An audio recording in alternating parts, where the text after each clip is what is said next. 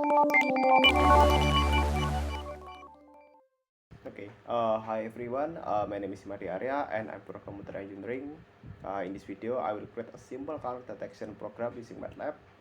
We use color properties because it is easy to make and it doesn't need to train models or advanced knowledge in artificial intelligence. And also, I will code this program using Matlab because Matlab is a versatile software and easy to use. In general, the program reads an input image and convert it to ASV. ASV stand for user duration value. After that, we input its ASV value to detect an object based on the ASV value and change it to binary or black and white image. Or in other words, we filter the object based on their ASV value. And after that, after we know which object has that ASV value, we give it a box or rectangular to mark it and show the result to the user. So there are not many tools and software we will be needed.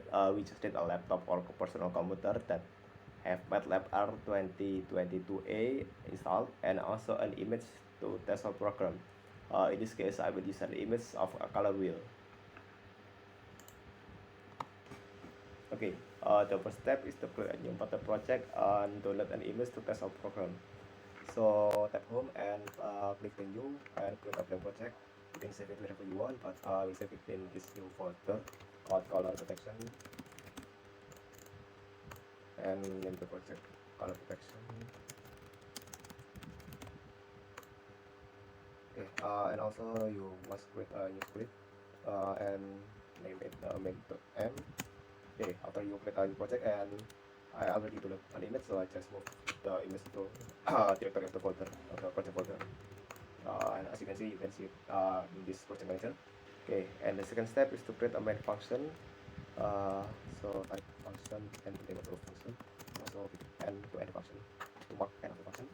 For this purpose, we just use the same variable as me, so to minimize the error of this program.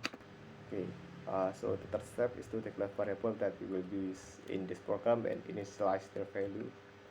So I got the program, just need to copy it, save time, and in total there are 6 variables which are low h, high h, low s, high s, low v, and high v. This is variable represent the minimum and the maximum value of this SV. And also there are 2 additional variables which is called mass and prop that we will visit later. And the fourth step is to create a track window with the slider.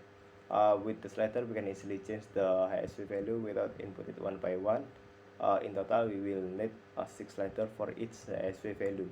Each HSV value will be need 2 yeah. We will need 2 slider each to represent the minimum and the maximum value. So first thing, create the track window.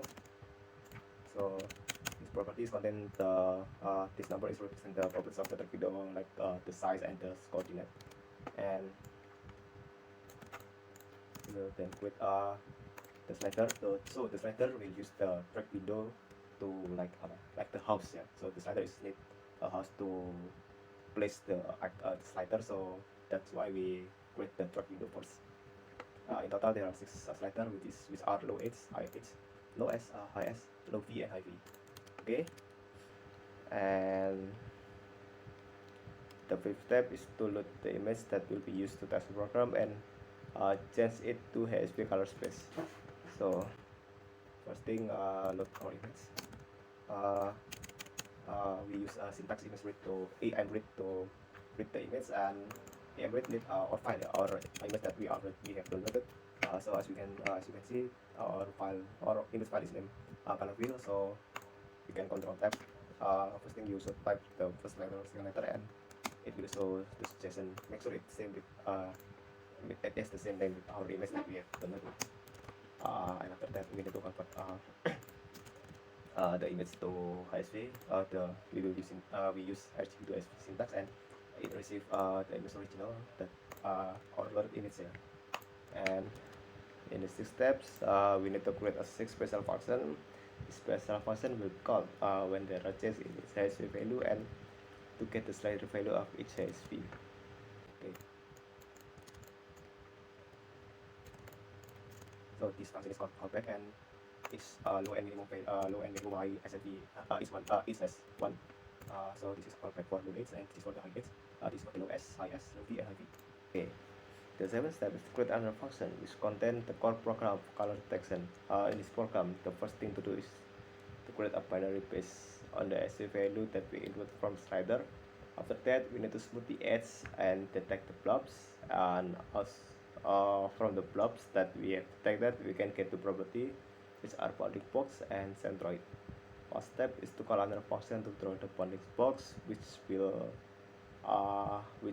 I will explain in the next step. So we will do the several steps. Copy this program. So this program I name it update color detection, and this function contain this part is to create a binary image from our HSV image, and after that we need to smooth the edge, and this part is to detect blobs, and this part is to detect the properties, and in the end we need to call another function which I will explain in the next step, which is called draw bounding box. So in the step is to create a function to create a bounding box. This function will draw every detected blob with a box or rectangle, and also show the output of the program. From this function, we will know which object that has the value that we input from the slider. So, yes. And also this function is to mask or stack the detected image and with the original image, so it can show the result better to the user. So this part is which is for the draw bounding box, and this part is to apply the mask or stack the image so it can represent a better output for better understanding. Okay. And the ninth step or the last step is to call the function in step number 7, so it can continuously detect object based on the SA value that we input. So the last step is just to call this update color detection, which is the function of number 7. This has the same name. Make sure it has the same name, because if it has different name, it will create an error. So yeah.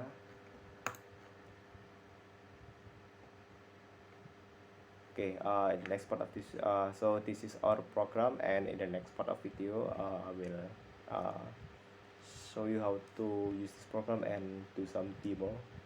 Yeah. In this part I will do the demo of this program. So the first thing, you want to go to the editor tab and click this run. As you can see, there is an error, just warning, so just leave it. I think it's okay. So the first thing, you can adjust this value. You can click and drag and click of each slider. So yeah, for the easier step, you adjust the minimal value of each hue saturation value to the minimum, and the maximum and the max hue to the max. As you can see, I set the minimum hue to 0 and the maximum 1, and same is true for the saturation. And yeah, also the value sometimes sometimes a little bit blocky. So as you can see there, there is the green box. You can see this entire program is worked. So we just need to adjust this 6 value, so we can detect what color we want. So for example,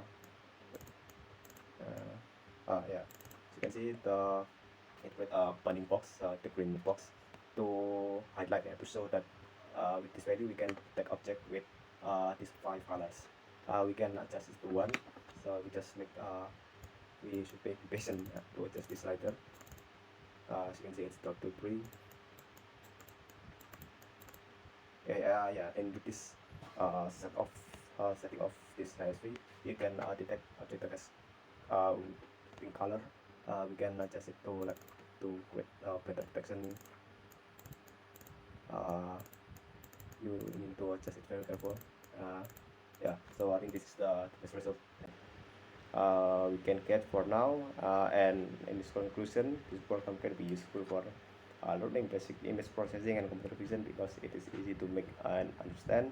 Not only that, if this program is developed further, this can be used in advanced things like controlling robot movement and many other things. It's from me, Madi Arya, and see you later.